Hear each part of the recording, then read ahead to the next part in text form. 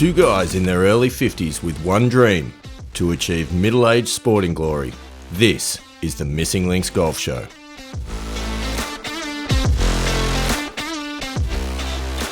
Welcome back, Andy Walker, once again. And I've got to say, don't believe that middle-aged sporting glory has ever felt further away. Yeah. Yeah, it's sort of a bit like that, isn't it? Mm, It's like life's a roller coaster.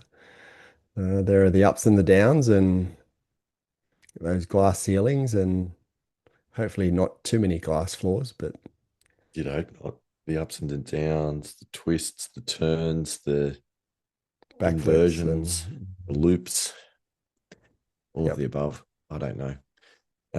Pilgrims, we're in a bit of a reflections phase at the moment, just sort of sitting here wondering what's going on, where to next, what do we Yep. need to do to continue this pilgrimage of golf improvement, Mm. which feels at the moment, I think, for both of us, for various reasons, like it may have stalled Mm. just ever so slightly. I Yes. think we'd be alone with those feelings as well, to be perfectly honest. No. And to be honest with you, and given where we're recording this episode, so it's the 24th of June at the moment when we're recording, and we've just seen Tommy Fleetwood have a little bit of a meltdown in his quest to win his first PGA Tour event, and I think he might be sort of feeling a little bit of that glass ceiling at the moment. That he's now had a couple of cracks at winning a PGA Tour event, and he's struggling to get it done. I think that's exactly what's happening with Tommy. Mm, To be honest, yeah, I think it's pretty simple to see the fact that it's not a talent shortage for him no, that's preventing him from winning an event on the PGA Tour. He's won events on the DP World Tour. He's won events in most other parts of world golf. mm, He's been a successful Ryder Cupper, but just can't get over the final hurdle with a PGA Tour win, and unfortunately a fair bit of scar tissue, I think, yeah. is starting to get built up there with Tommy. Yeah. However, credit where credit's due with Tommy, and this is sort of theme of recent episodes, is even though he didn't get it done, and even though he was pretty gutted after the event, he still fronted the media. He Mm. still had a chat about how he was feeling and what happened. And he said he didn't really wanted to go away and have a sook somewhere, but stood up and yeah, did the interview. And to be honest with you, I listened to the interview and what we've been talking about, that's exactly it. I mean, I listened to what Tommy had to say. I sort of felt his pain. I tried to understand, where he was coming from and tried to ride the journey a little bit with him. And that's exactly what the media is there for, in my opinion, for us as fans to be able to ride that roller coaster with the players like Tommy, understand what he's going through, feel what he's going through, go through it with him. Because Mm. we feel exactly the same in different areas of life. That's part of being human. That's part of this golfing community that we're part of. Look, that's all true. There's also a school of thought that I can't remember where I stumbled across this, but it sort of rang true at the time when I was potentially listening to it, potentially reading it. Not entirely sure, but the theory essentially was saying that when you have a crushing disappointment like what Tommy did when he Mm, coughed up the tournament over the closing holes, it's actually important to process the feelings before you leave the golf course to prevent a blockage, a mental blockage being formed about the event and about the golf course and about the location, and having a lot of those negative emotions still tied to that place.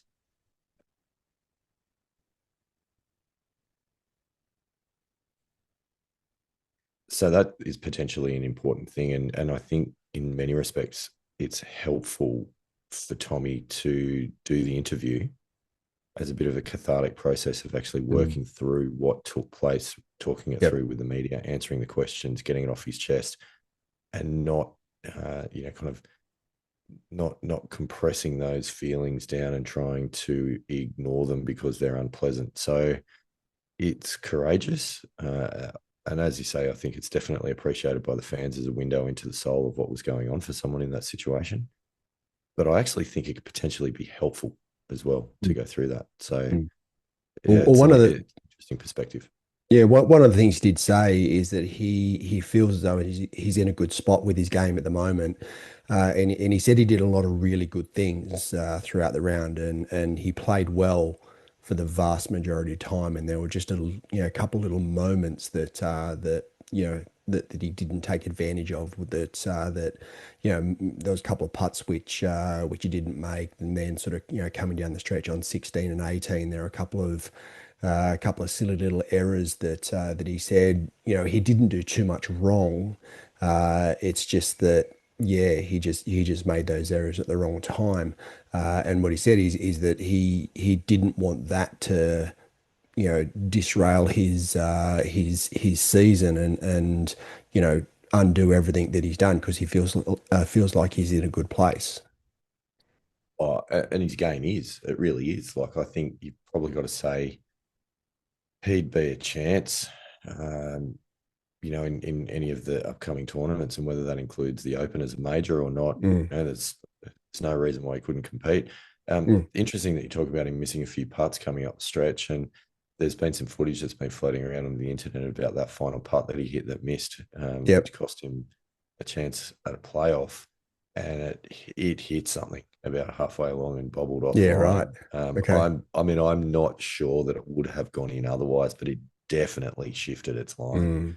Mm, mm. Um, I thought he pushed it a bit because it was sort yeah, of inside left edge, which Keegan Bradley hit, the perfect putt on the perfect line, and I felt as though Tommy, whether it was he was just aiming wrong or whatever, that yeah, his ball didn't start on the right line, and I no, I didn't. didn't think it did either, but it definitely bobbled and Yeah, shifted it to the right to miss the yeah, edge of the right. hole.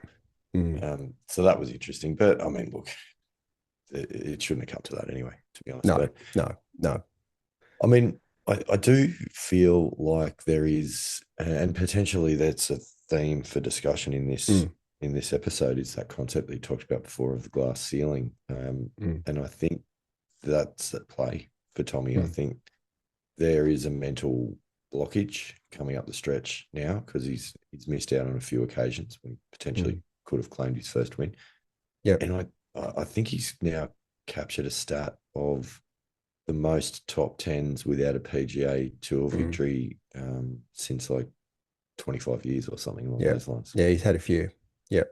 So Yep. I mean, it's 40 odd or something. The Yep. stat was like, which it's a good career. Like Mm. he's racking up some good results, just hasn't quite got the job done. Yeah, yeah. And I can draw some parallels, and that's why I guess I've sort of talked about it in this manner because I can see some parallels with what Tommy talked about with where you're at with your game as well in that you're doing a lot of good, really, really good things. Your ball striking is significantly better than what it was 12 That's months true. ago. However, the scores just don't seem to be, going in your favor. For me, I look at Tommy and at some stage, if he keeps on his trajectory, he's got to break through that glass ceiling. Mm. And I feel as though you're in as frustrating as what it is at the moment. I feel as though you're in that same position where if you just keep doing the work, if you keep plodding along and doing the practice that you're doing, and yeah, working on the same things, that it's got to change. That plateau has got to end at some stage and that glass ceiling broken. So yeah, it's an interesting analogy. And when I say that what Tommy's going through, we can feel it as fans. I see that 100% in what you're doing. I am pretty frustrated at the moment. I won't lie. Mm.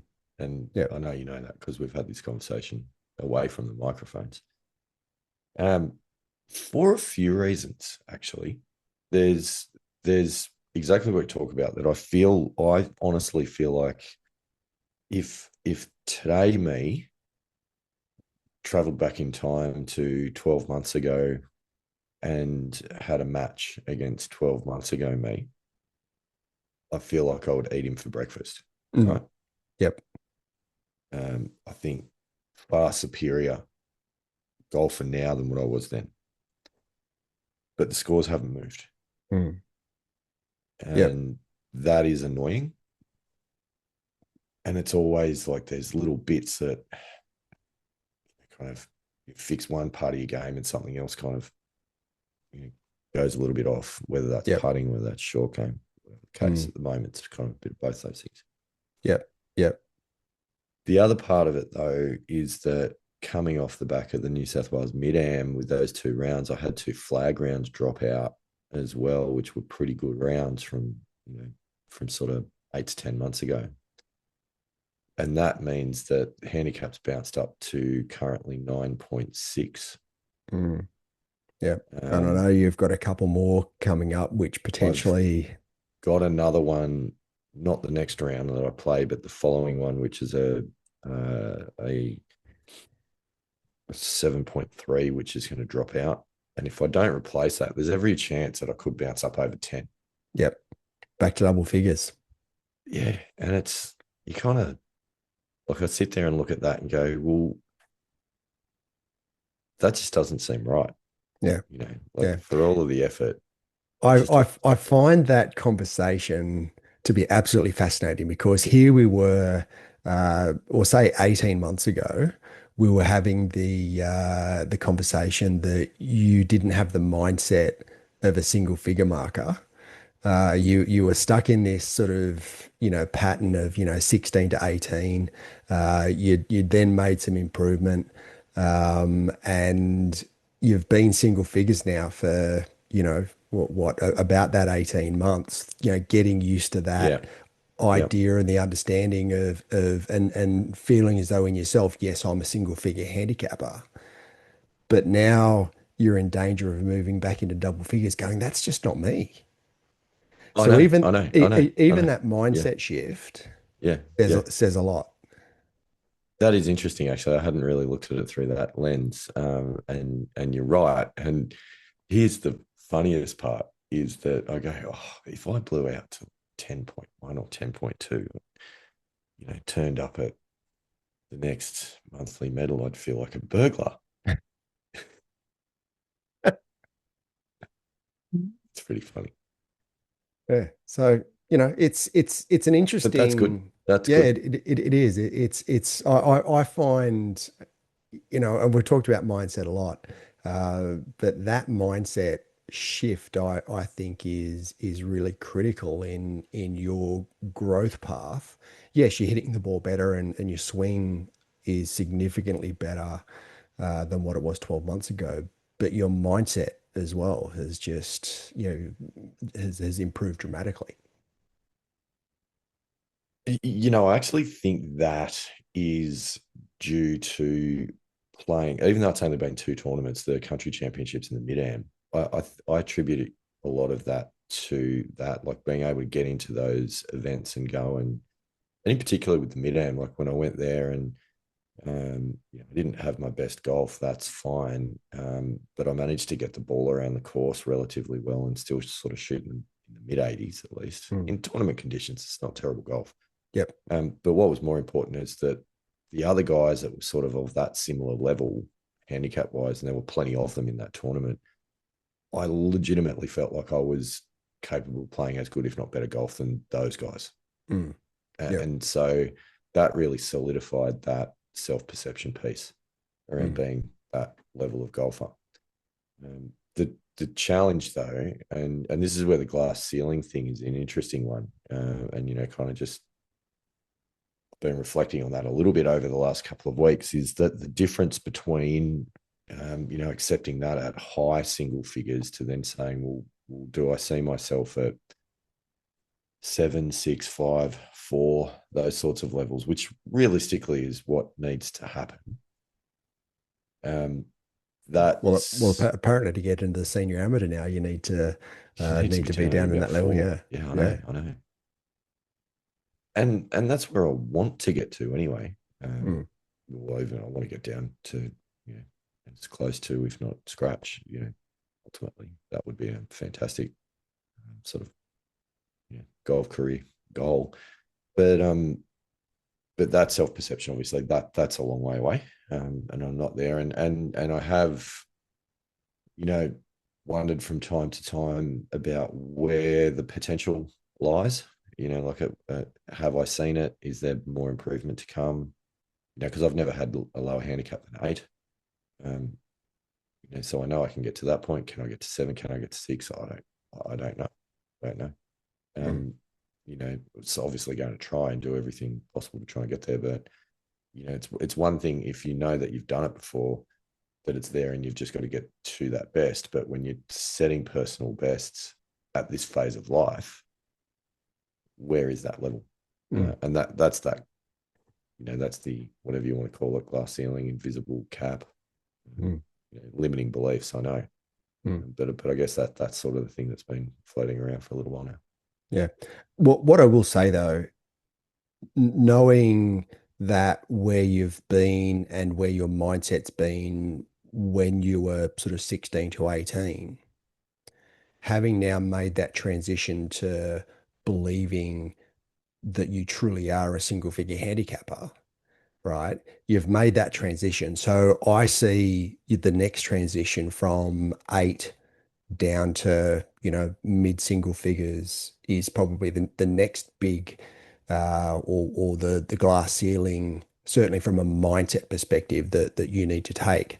From about four down to scratch is also really difficult.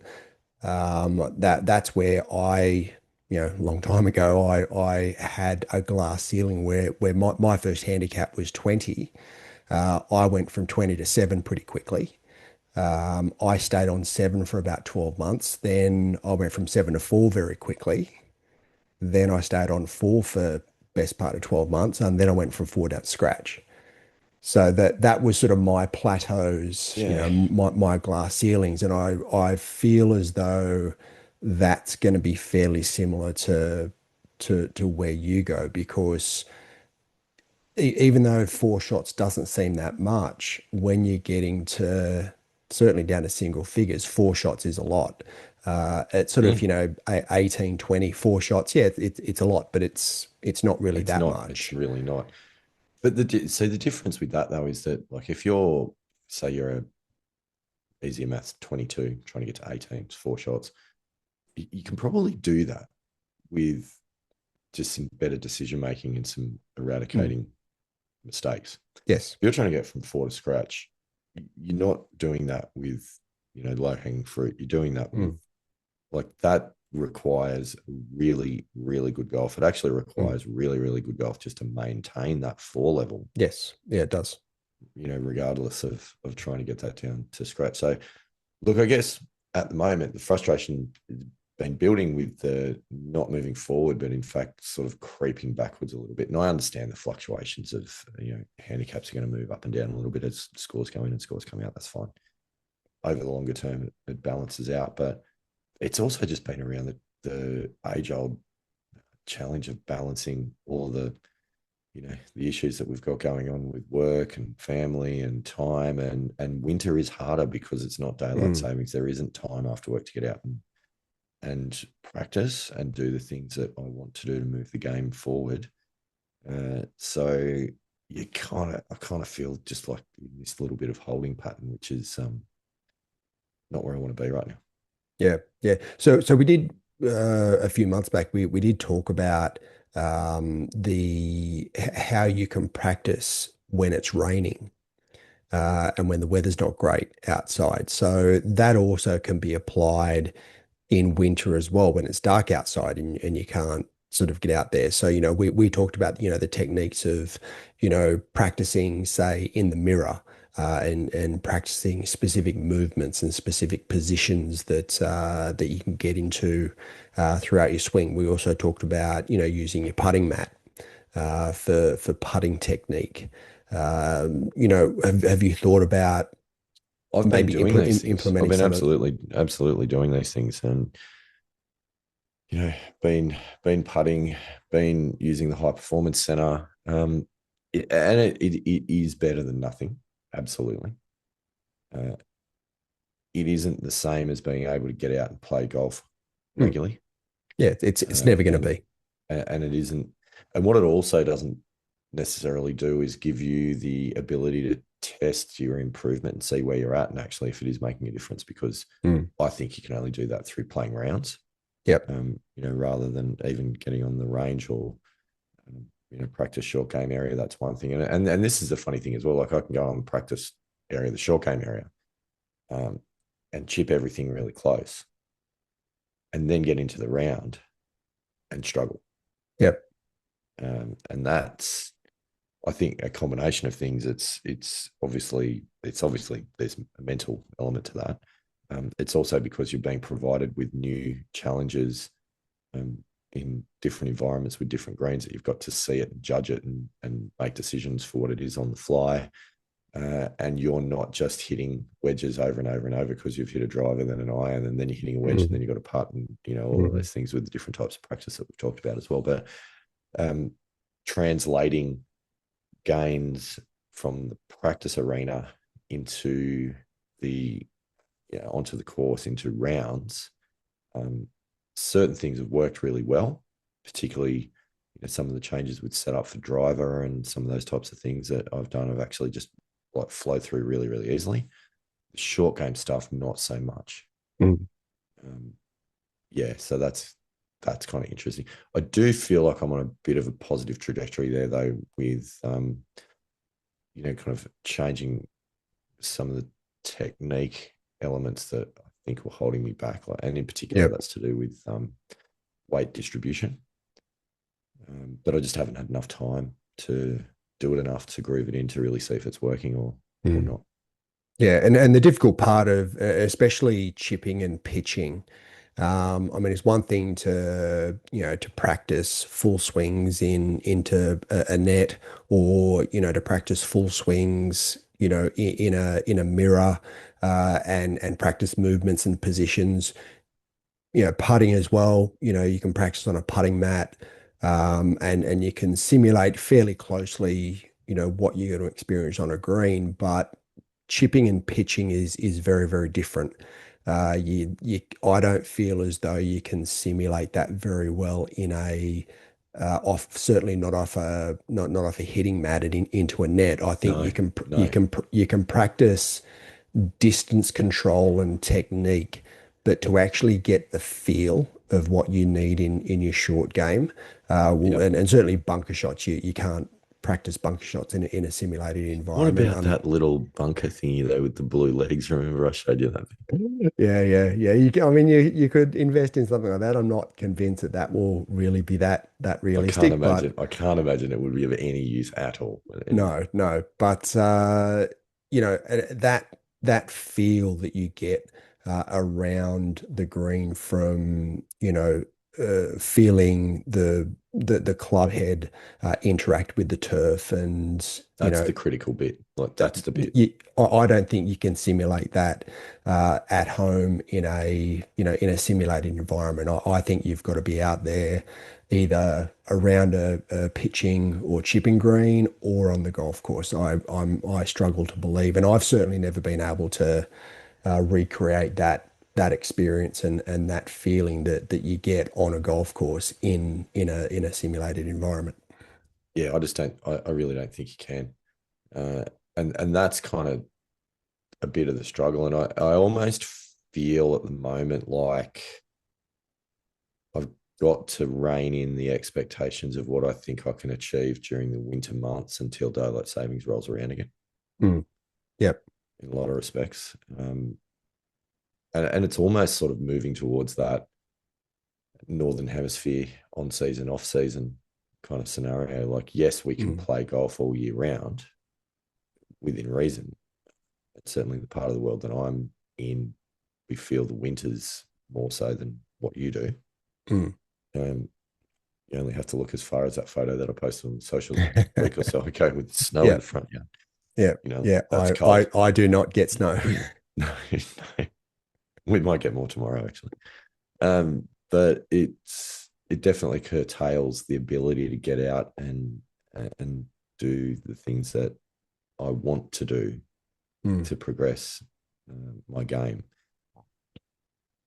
But that's just life, right? Like, Yeah. you know, Yeah. And I there's think that that's part of it is there needs to be, we talk about acceptance on the golf course. I think there's got to be an element of acceptance on what you can and can't do in life, especially with golf. And one of those pieces that certainly during winter that you're struggling to fit in is your short game. mm, But I do think that there's plenty of other areas of your game that you can improve. And then as soon as daylight saving hits and the warm months hit, that's when you really focus on your short game. And, I'm not saying forget about the other parts of your game, but they sort of more go into a maintenance mode, whereas the gains, can happen over the next few months. And as soon as the warmer months hit, that's when you go, you know what, this is my time to really get my short game into gear and make that a focus. And you could plan that out now. You could plan that change of season and the change in the change in your golf practice plan now, so that you know what's coming up and you know what that improvement journey looks like. well, I think that's what needs to happen. To be honest with you, I've got to the point now where I think I will continue to work on, my ball striking, probably as much as anything. Driver wise is more maintenance than anything else. I don't think I need to change much there. I'm really happy with how that's been going, but more importantly, how I can, if it's a little bit off at the start of the round, I've been able to actually get it back on track during a round in the last Yep. sort of 4 or 5 rounds. I would never have been able to do that 12 months ago, Mm. right? Like, if I Yep. got up and sprayed the first two drives, I kind of just Gone. would have, Mm. yeah, just would have been hoping tee Yep. box. Yeah. Yeah. Whereas now I've got a real feel for my driver swing, and the longer end of the bag. I feel really confident with that. That's good. There's still a little bit of improvement that I want to work on with irons, striking of irons. I mean, you saw that in the Macquarie Cup. Actually, it's improved from there. Yep. And I was working on something in the high performance center this afternoon, actually the last couple of days, which I'm going to ask you about in a minute, just to get your opinion on. But that's felt really good. And I think that might be a bit of a way forward with iron. So Mm. that's all really good. Where I genuinely think I could move, and I reckon I could move about four, probably comfortably 4 shots around on this, is short game. I have been really poor, particularly chipping and pitching, Mm. for a few years now, if not longer, probably always. Um, I'm totally happy with my bunker game, but it's off the grass, around the Yep. greens, and sort Mm. of within within sort of 30 meters of the green. Really, like it's Yep. that short range stuff where I just haven't been getting the ball close enough, and I've been just almost yippy, um, on certain times, certain days. Yep. Mm. I just think that, like, there's definitely, because if you're hitting, I'm probably hitting 10 greens, maybe 9, 10 greens around. Yep. Um, like, that's a lot of opportunities for getting up and Yeah. down, Yeah. Mm. that you can make it. And if you got half of them, that's 4 or 5 shots. You're improving. Mm. Yep. And Yep. I'm probably only getting one or two at the moment. Mm. Mm. So what about because I know you're going down the sort of the rabbit hole of the tool read, because that was one of the things that we obviously identified in the Mm. Macquarie Cup earlier in the year, and that I think is going to, potentially for the next few months while you can't get out and practice your short game, there's an opportunity there to really focus on your putting framework, to be able to get that framework right so that uh, that part of your game at least you're a lot more confident with, and you've got your green reading framework in place so that you really understand it and you can implement it, without really giving it too much thought. Yes and no. Um, so the issue here is the reading of greens, not so much the hitting of putts. It's the reading of greens. Yeah. Um, Understanding the framework, sure, but the process that I actually need to go through with Tour Read, I think that they've got a process which is like a 75 part um, process, something like that, which you've got to do in about like sort of 3 or 4 days. Yep. And that's a case of seeing a variety of greens, and reading and kind of testing yourself on the reading of putts. The problem with this is I can't really do it on the practice green at the golf club So because so you've got to get out and you've got to get out play. Yeah, right. around the greens around the course Mm. to see different things in those environments of the course architecture and the way that the greens are set up, and judging which way they're going, and what degrees of slope and those sorts of things. And beyond that, it's just a mathematical equation then to pick your starting line. Um, so again, I think like that's something that I'm going to hit really hard as soon as I've got the opportunity, and the days get a bit longer to get out there after work, because that's going to Mm. be Mm. like an hour after work Yep. cruising around in the cart across a variety of greens. Having said that, I have reached out to our very good friend Ralph Bauer, who Mm. is the sort of inventor, for want of a better term, of the Tour Yep. Read product. Yep. Invited him to come on the show as a guest, because what better way to suck some knowledge out of someone than actually get them on the show and talk to us in Pilgrims. Yep. Yep. He has indicated that he's keen to do that. At the moment, it's just a case of finding a date and time that lines Yeah. up Yeah. to Ralph on the show. So that'll be really interesting. I think he'll have some insight into how I can best go about it, and we can talk about the constraints and the issues that we've got to deal with. And I'm sure that he will have seen this before, and For sure. he'll tell me that I'm overthinking it, and it's really not Mm. that hard, and just get out there and hit some putts. Exactly. So, Mm. but again, it's a time factor, right? Like Mm. it's not easy. Mm. So then what's the plan? I mean, we're talking about, the challenges. What's the solution here? What do you feel as though have you thought about what a solution potentially could be, or is it just all woe is me, I can't do it at the moment? It's a bit of that. That's why I asked the question. So one option, which I have been considering, has been to quit my job and just get into this full time. Okay. Financially, that does not necessarily look like being a great decision. I was going to say, if you want to stay married and stay at the keep the lifestyle that you're accustomed Mm, to, it's probably uh, not. It's probably not I the think you're smartest going to decision. struggle with that decision. Yeah, yeah. I Th don't know that th that thought one's about necessarily. moving north a bit more sunlight. Yeah, maybe. Um, Look, I to be honest, I think it's a case of trying to just accept what I can do in the short term, Mm. and that's not everything.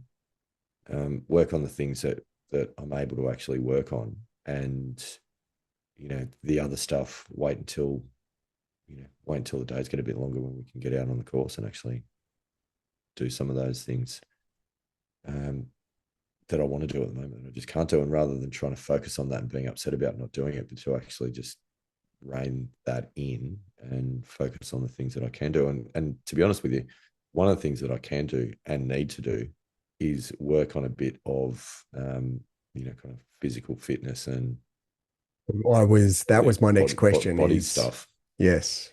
Yeah. is actually probably going to be some of the best work that I could do in the short term. Mm, Yeah. mm. What about meditation? How have you been going with meditation? It's a great idea. I love the topic. I've always been an avid proponent of meditation, and it's definitely it's always been something which has been very important to me, Yeah. and a big What part of my what life. for other people doing it or Yeah, I haven't done a lot of it. The breathing exercises, though, on the contrary, I have felt have been very good. Mm. Quite enjoy doing a bit of that. I suppose that sort of touches on meditation a little bit. I don't know, meditation. Maybe we have to get back into it. Andy Walker, get some Mm. lycra and get back into some yoga and David McClellan style. Yeah, not convinced that the Lycra is No, gonna happen. No, never been that comfortable in Lycra, the tights, the no, tweets. no, I don't think so. But no, I mean, I think some of that just sort of physical well-being work is important. Having recently turned 50, uh, there's things that come along with that, such as the bowel cancer test kit that comes to Mm. you in the mail. Yep. You'd be happy to know I've just I've gone through that process this week and posted that off. It's Isn't that fun? so good, so good. Did Pilgrims, pilgrims, pilgrims. I don't know what happens in your part of the world if you're not in Australia, but in Australia, when you turn 50, you get posted this kit from the government, and essentially bowel cancer screening. bowel cancer screening. Essentially, you drop your poop in the toilet and you scrape a little bit off it and put it in a vial and put it in the fridge and do the same thing a couple of days later and send your Yeah. samples off in the post. It's the first Yeah. time in my life that I've posted my poo to someone, Andy Walker, and that was quite the moment. How did the family react with your poo being in the fridge? I did it in the Dubbo house when everyone else was in the Orange house, so no one else had to worry about it. Because I didn't have that luxury, and I can tell you that it wasn't fun for the rest of my So family. Hmm. I opened the fridge and there it is. the kids come in there and then you say, "Oh, can you just grab, the whatever condiment it may be out of the fridge?" And they come back here, "Oh, not that one." Yeah, Uh, not ideal. Not ideal. no. No. So yeah. Anyway, wow, that was a digression, wasn't it? But It was. I'm not sure it was a great one either, but anyway, yeah, that's we'll what listen to happens that when one. you yeah, We'll that's what listen to happens that when you one turn again. 50. We may edit that out. I don't know. No, actually, we'll leave it in. We'll leave it in. The pilgrims need to know. Yeah. So there are like all those sorts of things, but it's a marker in time as well, which I think makes you go, actually, you know what? We're not getting any younger. Probably, getting doing a little bit of fitness work, dropping a kilo or two, Mm. um, working on flexibility, Yep. injury prevention, might even help with a little bit of distance. All those things all the good things that come with it. Yeah, yeah, for sure. And that's all. Look, that's all doable, regardless of what's happening outside, because you can do that inside the house. Yeah, yeah, absolutely. I agree. So yeah, I mean that's kind of where it's at the moment. Um, it's a bit of a flat spot in the game. I am going to have a round of golf on Saturday coming, hopefully. Yep. Down in the comp down with Donny from Bathurst. Oh, nice. Um, it's Gonna go to actually Bathurst. Mm. it's an Ambrose event, All right. Okay. which I don't mind because Mm. it's just get out there and play a bit of golf. Yeah, yeah. Don't worry about the Yep. score. Yep. Play a bit of golf. That's probably not a bad thing, because I think I've fallen into the trap a little bit as well of getting too outcome focused on rounds. Mm. Don't think that's helpful. Yeah, yeah. Yeah, no, I understand that. And look, just to, we talked about needing to get out in the golf course and play shots on a golf course to be able to see where you're at. I mean, that's yeah, in an Ambrose, I guess is the perfect opportunity to get out Mm, there and hit some shots without the pressure of trying to put on a score. mm, And then I guess you can see where you're at from from a technique perspective, but also just to maybe try a couple of things you're working on, 100%. and talking about the weight, and where your weight is through in your short game. Well, there's good opportunity to be able to look at whereabouts your weight should be, and to focus on those areas when you get into those sorts of positions around the green. And I mean, when you've got a lot of it, it's more important to make sure it's in the right place during the swing. When there's excess. Yeah, it's having Mm, more bearing on the swing than what it might have done 10 years yeah, ago. yeah, yeah, How's your weight going, Andy Walker? Are you yeah. happy with things at the moment? I don't know about happy.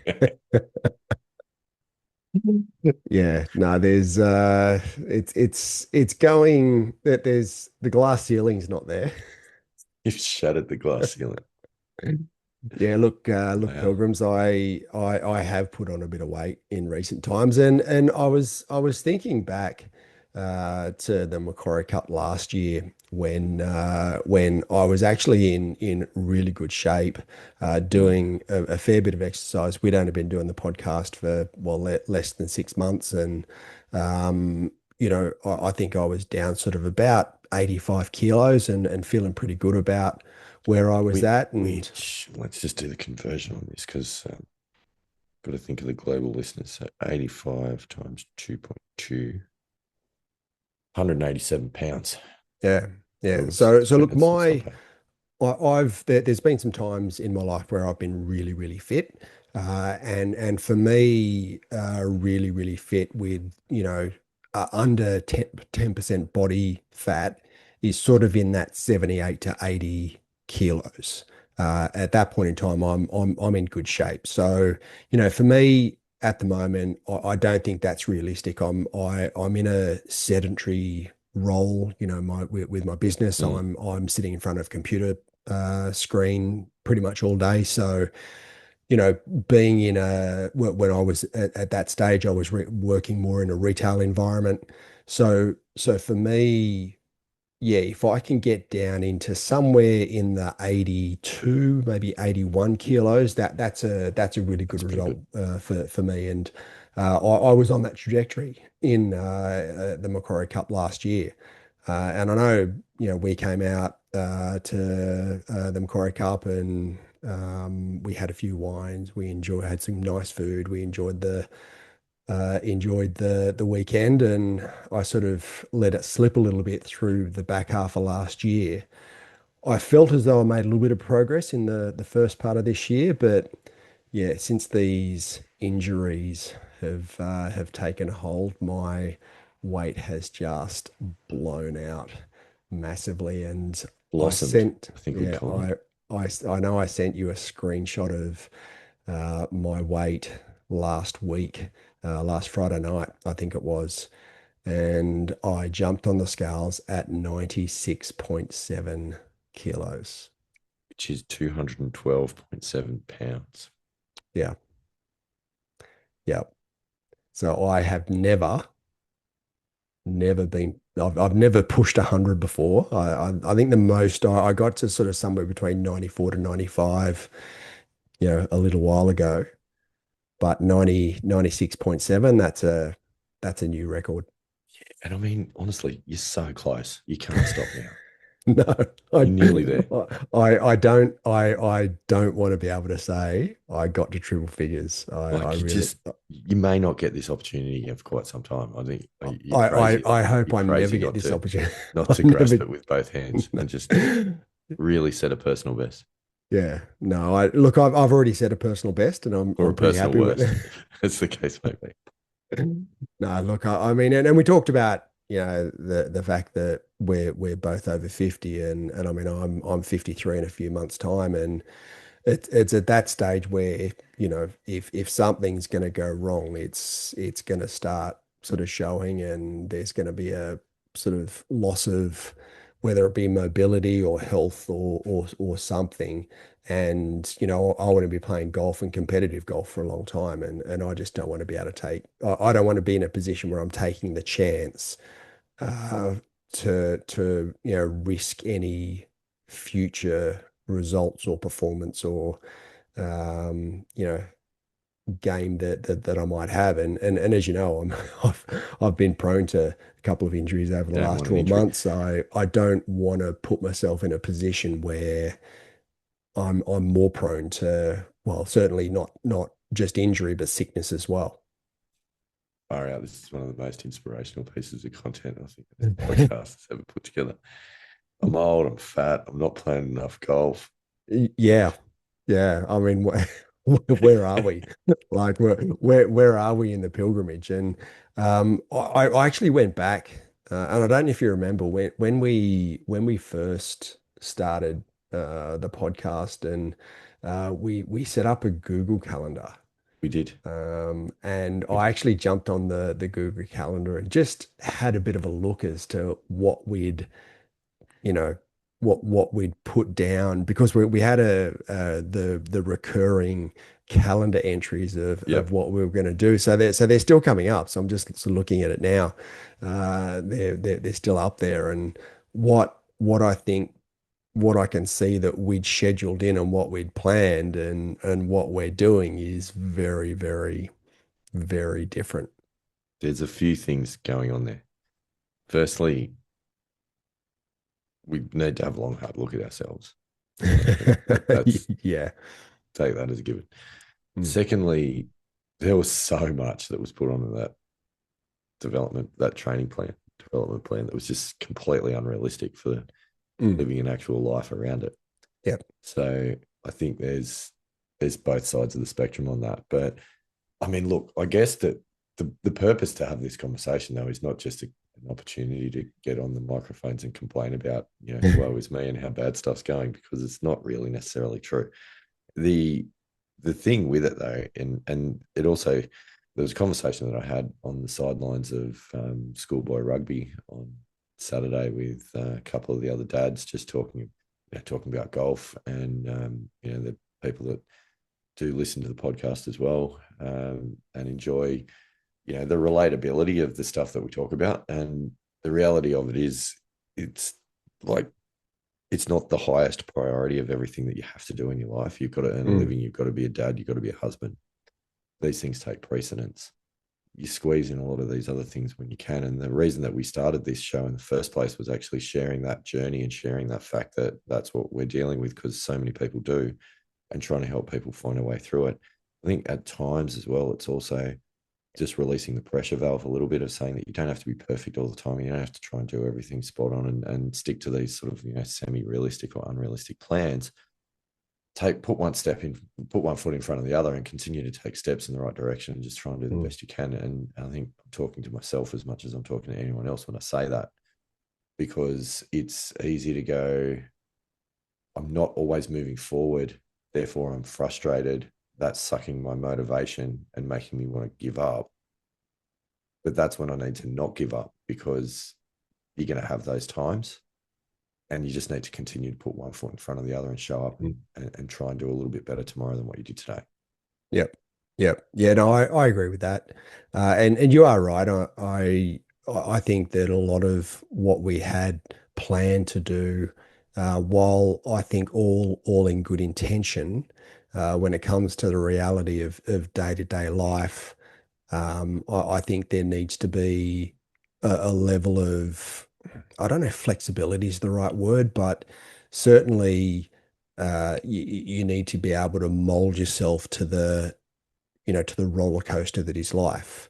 And Yeah. there's going to be times, and I know, and I've talked about it before, is that my business, goes through a rotation every 3 months where, specifically around the lodgement of business activity statements, and the month where the business activity statement is due is a really full on month for me. The same as, the start of the new financial year now in Australia, where our financial year starts on the 1st of July.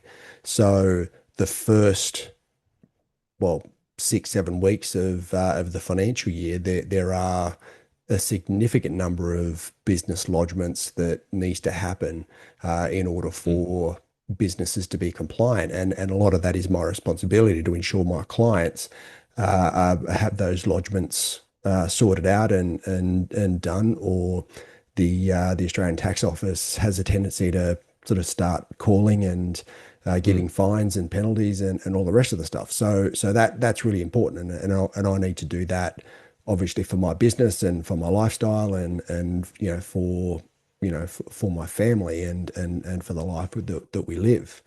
So those challenges are always going to be there. For me, then there comes a period of time, another month, where I have a fairly quiet period after those business activity lodgements. So that's my time to be able to really, I guess, get focused on playing golf and looking after myself physically and to make the progress that I need to. The middle month is sort of somewhere in between, and then I go back into the busy month as well. So for me, it's more of a quarterly plan than a week to week proposition that I need to get my head around and get some consistency around, which I must admit is something I've always struggled with. yeah, yeah. And I think you always will, because I don't think that there's an answer. You know, it's not a perfect situation that anyone exists in. We've all got commitments, and this is why these sorts of ambitious projects are very, very difficult, because there's a lot of competing priorities and competing times, and um, yeah, it is a challenge. But I think, as we've been saying, just trying to chip away at things and keep the ball rolling in the right direction is important. And even though, I might not necessarily have been seeing a lot of the results and a lot of the outcomes that I would want to, I have been really diligent insofar as I've been continuing to hit balls on pretty much a daily basis in the high performance center. Yeah, And I think that consistency of effort actually does make a massive difference with your hand-eye coordination and your consistency then when you get in around out on the golf course. yeah, for sure. And I think that's what's been driving the improvements that I have had.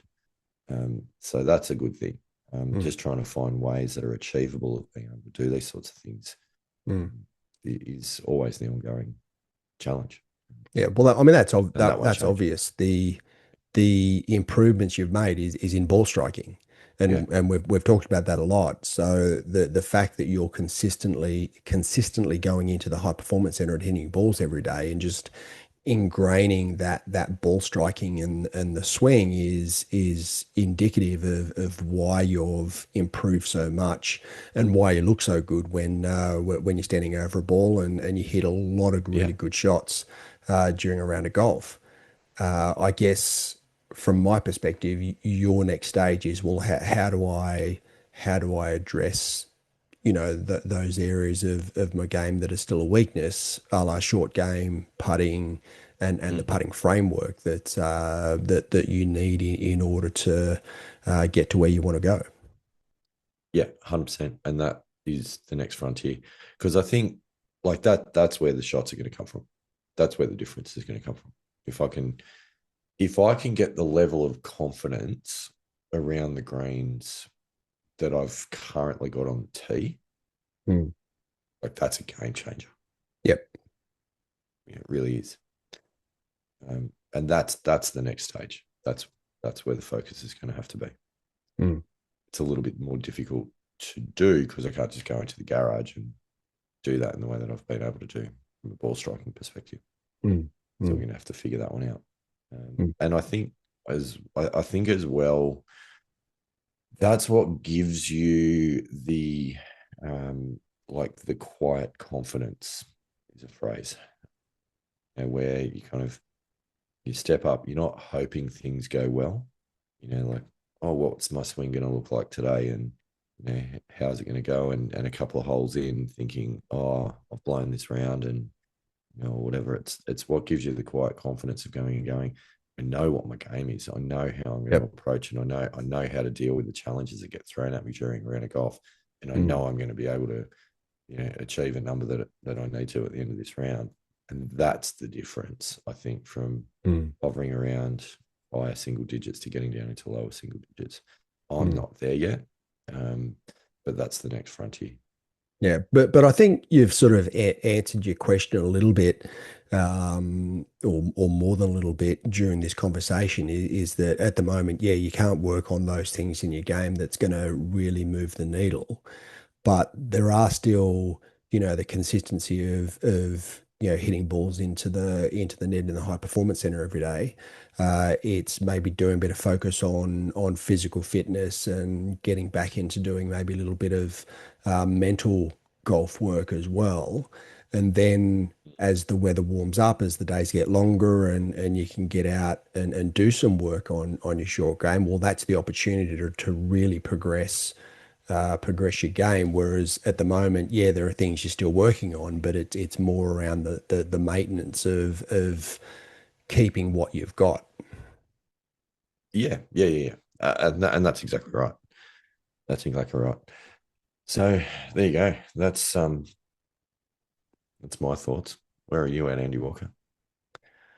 Um, yeah, look, I actually haven't played for a while. Actually going to have my first comp game in a couple of days, and I think I mentioned last week it's going to be Mm, my first full round completed comp round since the New South Wales Senior Amateur. So I'm excited by that. Really keen to see where my game's at. I'm not going to go out with a lot of expectation. Just going to go out and see what happens and just make an assessment on where my game's at. I've started hitting shots again and balls again in the high performance center, which is good, and it does feel a bit rusty, but I've made some upgrades in the high performance mm, center, which we might sort of talk about those maybe next week because there's been some pretty exciting upgrades that I've had.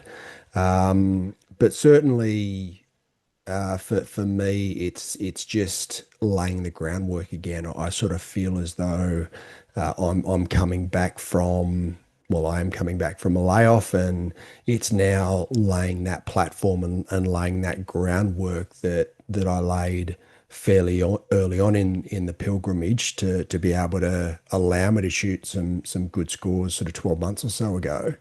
I think for me, I'm starting again. I'm starting from that ground zero.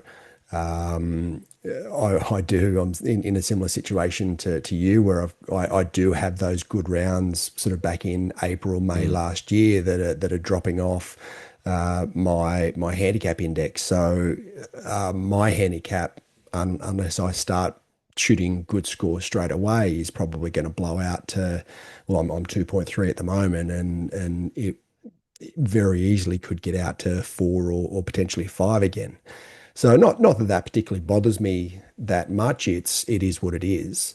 I guess for me, because I've recently been through that game improvement, I know what I've got to do. Right. Mm, I've got a couple of other challenges as well with the move away from. I moved sort of about 30 minutes up the road from where I was earlier in the year, and rather than being 3 minutes to my home club, I'm now about 30 minutes to my home club. That does make a little bit of a difference in that I can't just go and do some short game practice or some putting practice on the way to mm, picking up the kids from school.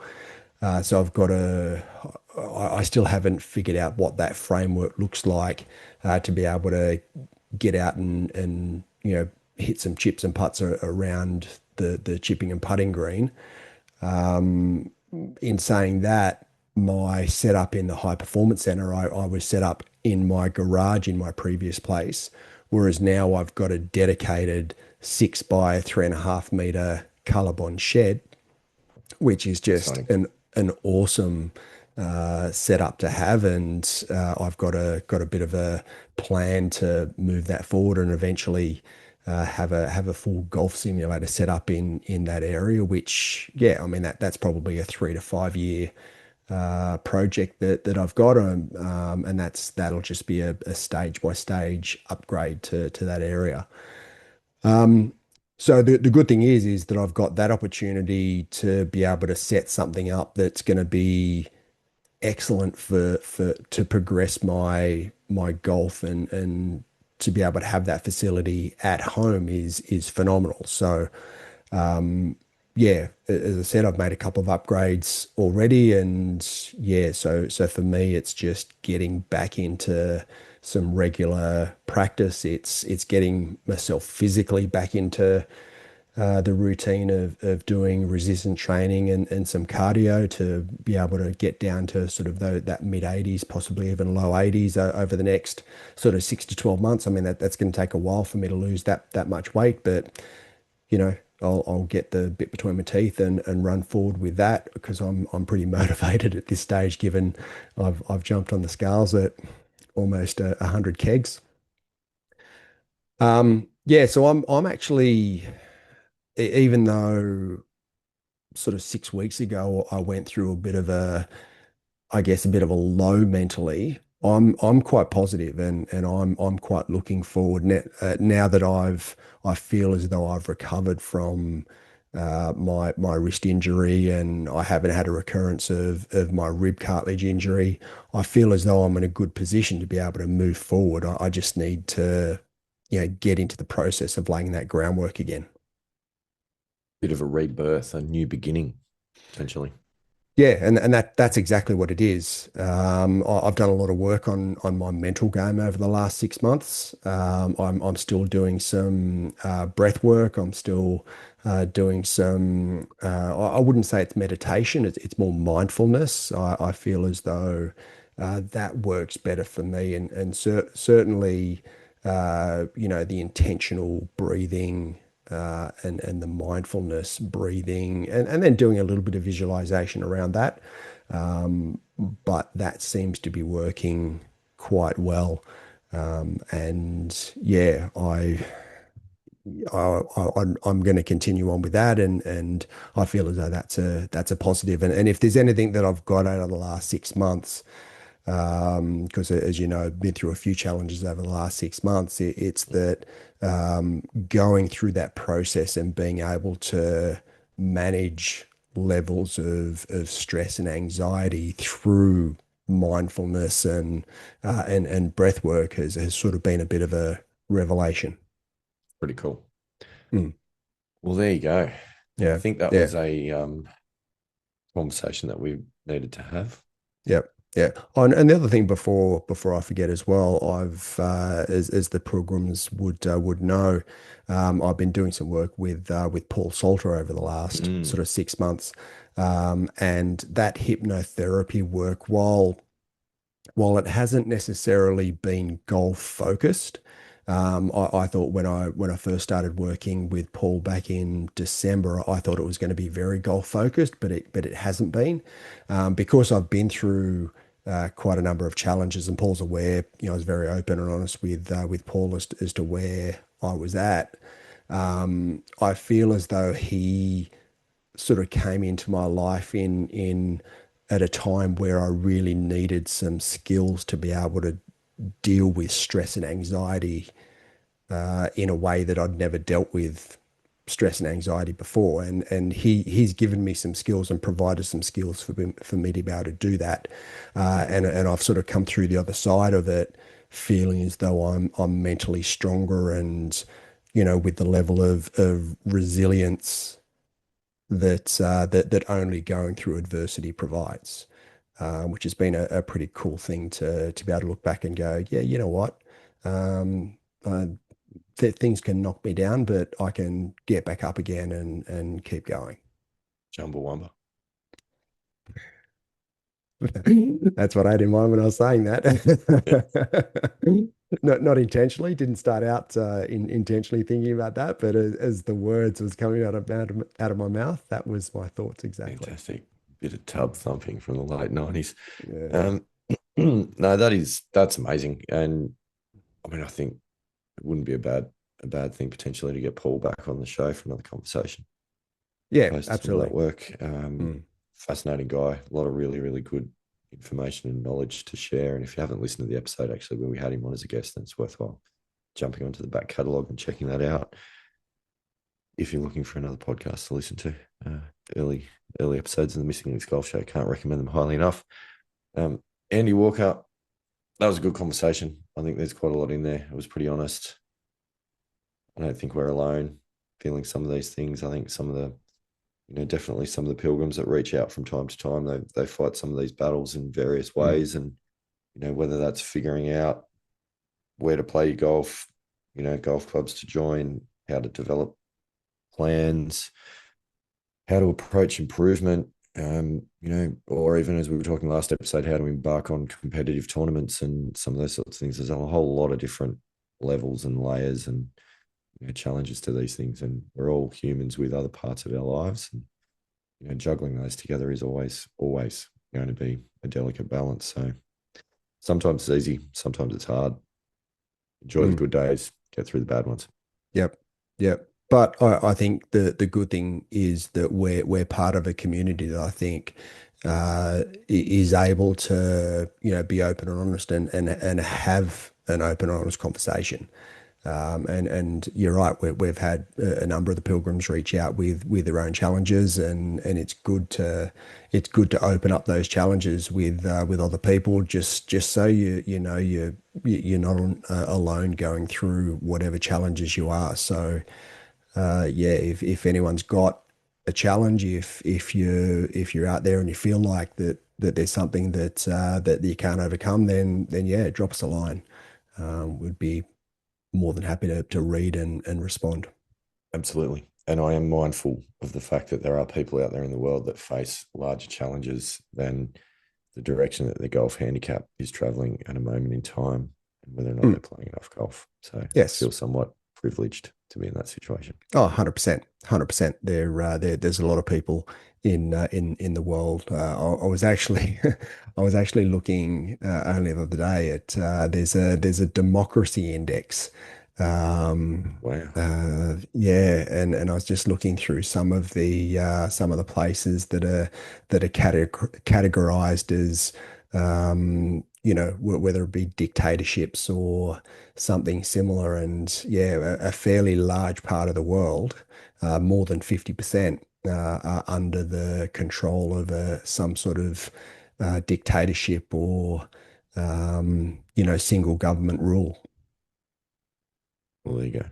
Yeah, just puts our challenges in perspective, I think. But nonetheless, it still feels real to us.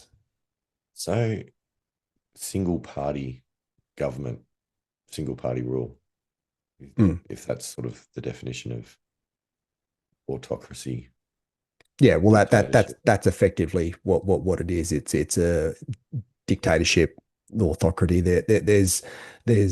Well, I think there was the categories are something along the lines of that. There's full democracy, there's flawed democracy, there's a hybrid. Then it sort of goes down to the autocracies and the dictatorships under that. So there's a full model on it that I was looking at. Interesting. I have to check it out. Mm. Given the bloodbath at the last election, you'd have to say that Australia is verging on a single party government at the moment.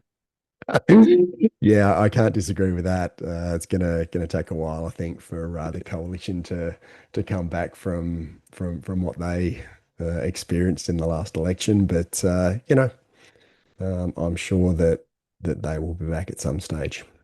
Important part is they're allowed to. That is true. That is Yeah. true. Yeah, So yeah, anyway, yeah. And the good perhaps thing is that Australia was defined as a full democracy. So I feel yeah, very definitely privileged like to and think so. and grateful to be part of a full democracy. Oh dear. Perhaps we'll embark on a political episode one of these days. Yeah, probably not, I don't If think. we can't practice enough golf, I feel like we could always pivot to a politics based podcast. But anyway, Wow. Is that's a is that story. really what we want to do? It's not. It's absolutely. I just want to play golf. Yeah, yeah, yeah. Me too. Yeah. Anyway, I think that will do us. Good chat. Thank you for the year. thank you, Phil Pilgrims, for listening. Any advice, please drop us a line. We'd love to hear your thoughts and even your experiences. If there's things that, as Andy says, things that you're going through that you want to talk about with the community, the Missing Ex Golf Show podcast Facebook group is a pretty good place to start. Drop us a line. All the details are in the show notes, so you can find us in many different places.